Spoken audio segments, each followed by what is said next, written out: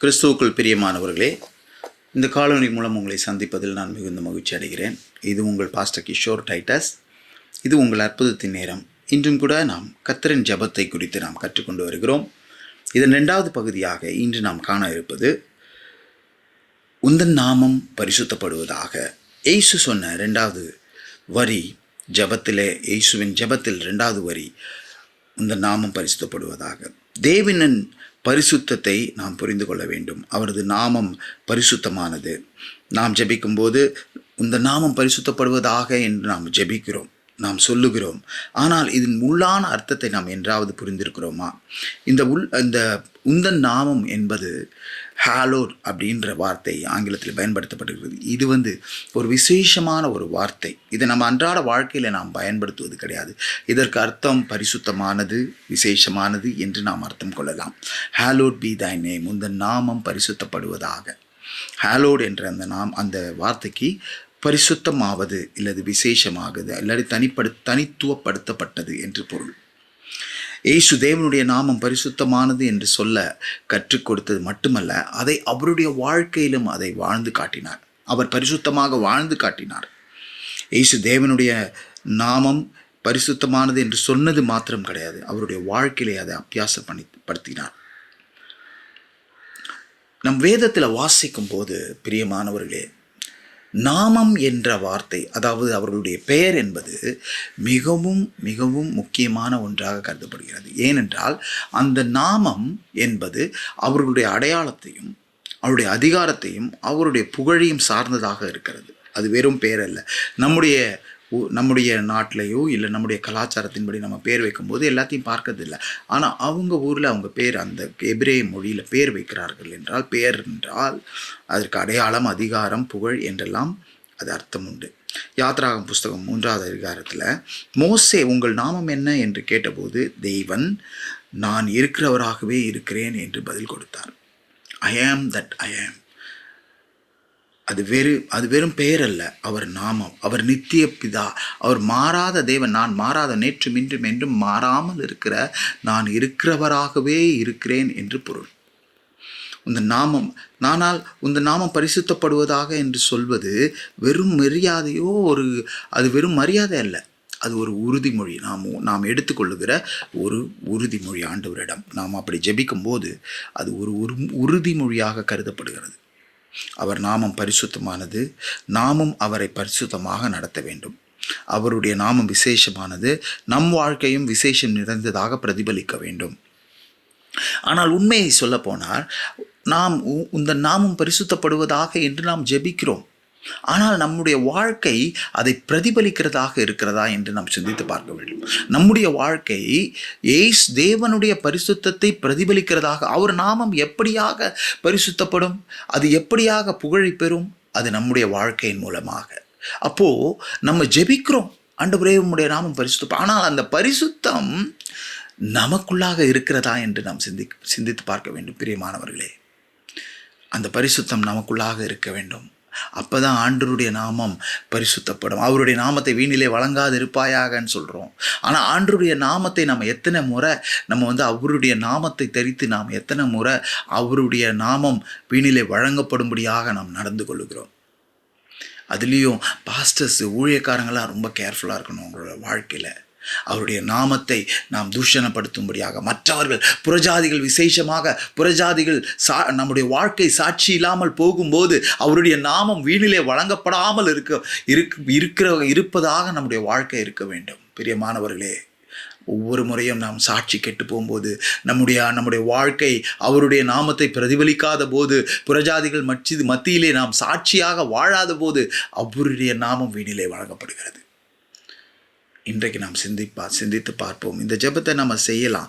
மக்களான இப்போ இருக்கிற இந்த சந்ததியார் எப்படியாக தேவனுடைய நாமத்தை பார்க்கிறார்கள், இதை ஒரு விளையாட்டாக பார்க்கிறார்கள். ஆனால் அந்த காலத்தில் தான் எபிரேய மொழியில் அந்த வசனத்தை யாவே என்று எழுதும்போது மிகுந்த நடுக்கத்துடன் அதை எழுதினார்கள். அந்த பெயரை அந்த இதில் எழுதும்போது கூட அவர்கள் புதிய பேனாவை எடுத்து கையை கழுவி விட்டு புதிய பேனாவினால் அந்த யாவே என்ற எழுத்தை எழுதினார்கள். அவர்கள் அந்த யாவே என்ற வார்த்தையை சொல்கிறது கூட அவங்க பயப்படுவாங்க. ஆனால் இப்பொழுது எப்படி இருக்கிறீர்? இப்போ இருக்கிற சந்ததி எப்படி இருக்குது? ஆண்டவரை குறித்த ஒரு பயம் இருக்கா? அவருடைய பரிசுத்தத்தை நம்முடைய சந்ததியில் நம்ம பிரதிபலிக்கிறோமா? இதை நம்ம சிந்திச்சு பார்க்கணும் ஒரு நேரம். ஆனால் பிலிப்பியர் 2:9-11 நம்ம வாசிக்கும் போது இயேசுவின் நாமம் எல்லா நாமத்திற்கும் மேலான நாமம் என்று வாசிக்கிறோம். அவருடைய நாமத்தில் பிசாசுகள் ஓடின, அவருடைய நாமத்தில் நோய்கள் சுகமானது. அவருடைய நாமத்தில் நாம் ஜெபிக்கும் போது கர்த்தர் நம்முடைய ஜெபத்தை கேட்கிறார். ஆம், இயேசுவின் நாமத்தை எல்லா நாமங்களுக்கும் மேலான நாமமாக ஆண்டவர் உயர்த்தினார். எல்லா கால்களும் முடங்கும், வானத்திலும் பூமியிலும் மனித குலம் ரட்சிக்கப்படும்படியாக வேறு நாமம் இல்லை. இயேசுவின் நாமம் எல்லா நாமத்திற்கும் மேலான நாமம். பிரியமானவர்களே, இன்றும் கூட நாம் இயேசுவின் நாமத்தை தரித்தவர்களாக இருக்கிறோம். நீங்கள் இயேசுவை பின்பற்றுகிறவர்களாக இருந்தால், நீங்கள் கிறிஸ்துவை ஏற்றுக்கொண்டவர்களாக இருந்தால், நீங்கள் ரட்சிக்கப்பட்டிருந்தால், பிரியமானவர்களே, இன்று நான் உங்களை கேட்டுக்கொள்வது, அந்த நாமம் பரிசுத்தப்படும்படியாக நம்முடைய வாழ்க்கையை நாம் வாழ்வோம். அந்த நாமம் வீணிலே வழங்கப்படக்கூடாது. அந்த நாமம் மற்றவர்கள் தூஷிக்கும்படியாக அந்த நாமத்தை தரித்தவர்களாக நாம் வாழக்கூடாது. தேவனின் பரிசுத்தத்தை நாம் தரித்தவர்களாக, தேவனின் பரிசுத்தத்தை பிரதிபலிக்கிறவர்களாக நாம் வாழ வேண்டும் என்ற இந்த ஜெபம் நமக்கு கற்றுக் கொடுக்கிறது. பிரியமானவர்களே, நாம் வாழ்கின்ற இந்த காலம் மிகவும் மோசமான ஒரு காலம். இந்த காலம் மிகவும் மோசமான ஒரு காலம். மற்றவர்களை எள்ளி நகையாடுகிற ஒரு காலம்.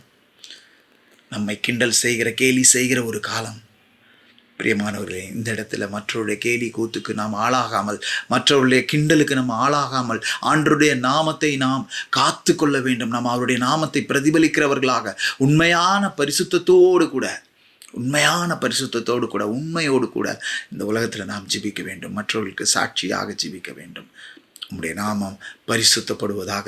இது நம்முடைய ஜெபமாக இருக்க வேண்டும். நம்முடைய வாழ்க்கையில் உண்மையான ஒரு ஜெபமாக இருக்க வேண்டும். இந்த உலகத்தில் நான் உங்களுக்கு ஒரு கேள்வியோடு நான் இந்த செய்தியை முடிக்கிறேன். பிரியமானவர்களே, உங்களுடைய வாழ்க்கை ஆண்டவருடைய நாமத்தை பரிசுத்த நாமத்தை அது சாட்சியாக பகிர்கிற ஒரு வாழ்க்கையாக இருக்கிறதா? அப்படி இல்லை என்றால், பிரியமானவர்களே, இன்று நாம் மனம் திரும்புவோம். கிறிஸ்தவர்களாகிய நாம் இன்று நாம் மனம் திரும்புவோம். ஆண்டவரே, நான் ஒரு வாழ்க்கை உம்முடைய நாமத்தை ஆண்டவரை உயர்த்துகிற ஒரு வாழ்க்கையை நான் வாழவில்லை. ஆண்டவரே, நான் இன்றைக்கு மனம் திரும்புகிறேன். இன்றைக்கு நான் புரிந்து கொண்டேன், உம்முடைய நாமம் பரிசுத்தப்படுவதாக, உந்தன் நாமம் பரிசுத்தப்படுவதாக, என் வாழ்க்கையின் மூலமாக உந்தன் நாமம் பரிசுத்தப்படுவதாக. நாம் எல்லோரும் கண்களை மூடி ஜெபிப்போம். எங்களை நேசிக்கிற அன்பின் பிதாவே, ஆண்டவரே, உந்த நாமம் பரிசுத்தப்படுவதாக. அப்பா பிதாவே, உம்முடைய நாமம் பரிசுத்தப்படுவதாக. இந்திய தேசத்தில் உம்முடைய நாமம் பரிசுத்தப்படுவதாக. சென்னை பட்டணத்தில் உம்முடைய நாமம் பரிசுத்தப்படுவதாக.